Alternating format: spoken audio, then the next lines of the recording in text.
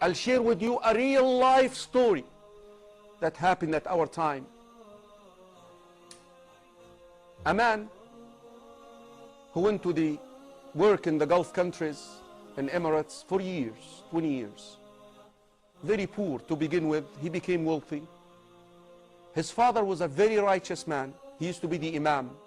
This is a real life story, it's not a sci-fi. So the man, after accumulating all his wealth, he sent to his father, "My father, I want to get married. A lot of the years passed by without getting married. Now it's the time. And I want you to choose a wife for me. And I want you to go ahead and put the marriage contract together. And I want to go into the actual marriage. The wedding day, I want it to be the day that I arrive, and I don't want to see her."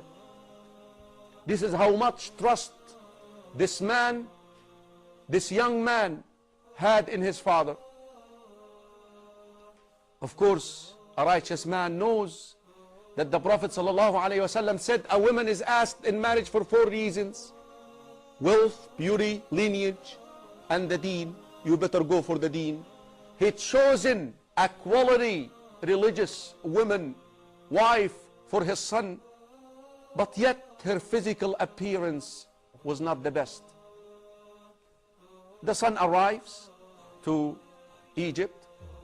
At the airport, he's picked up and he is taken to his wife, who was wearing a veil, and then basically he got into the room with her alone. As soon as she unveiled herself, he became shocked. He became shocked. "This is the wife that my father chose for me? She's not beautiful. She's not beautiful." He became so depressed. Here I am coming after all these years, so excited, so excited. He became so depressed. So he slept. Towards the last third of the night, the wife, who understood the reaction of the husband, she tried to wake him up. He refused. She tried again. He refused. And then she sprinkled water on him to wake him up. So he waked up, and she spoke to him and she said, "I know how much disappointed you are, and I understand I'm not beautiful. But you know what? I wished to get married for one reason.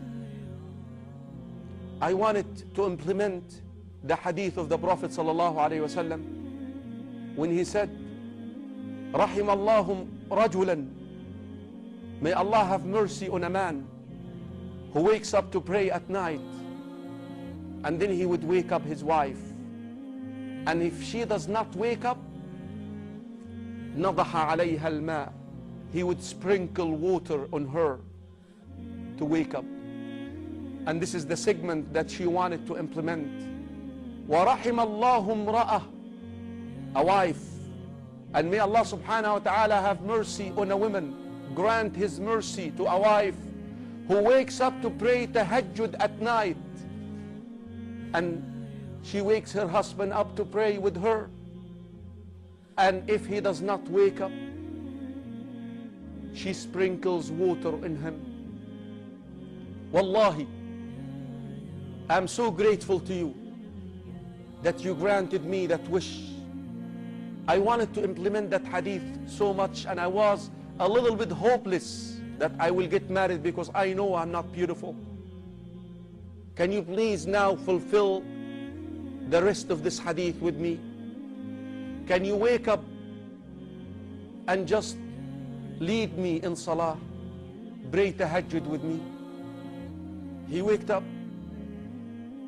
and he led her in salah.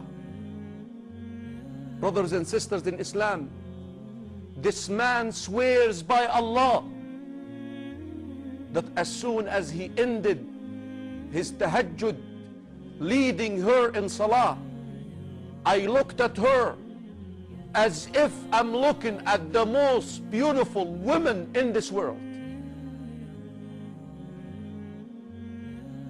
That's the way it goes, akhi. Don't be deceived by all these soap operas and movies. The love gets to the heart because of Allah. Allah can make you love your husband, but you and your husband obey Allah. Lead your wives in salah. Have your husbands lead you in salah at night.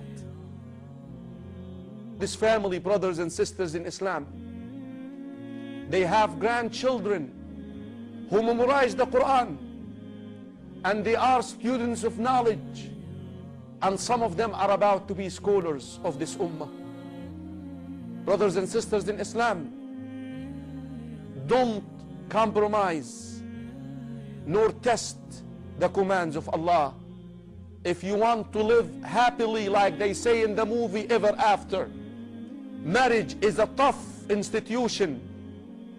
Enough that shaitan every day places the crown on the head of a shaitan who separates a husband and wife. You need a good partner for the mission, and the quality that you must seek: righteousness and piety.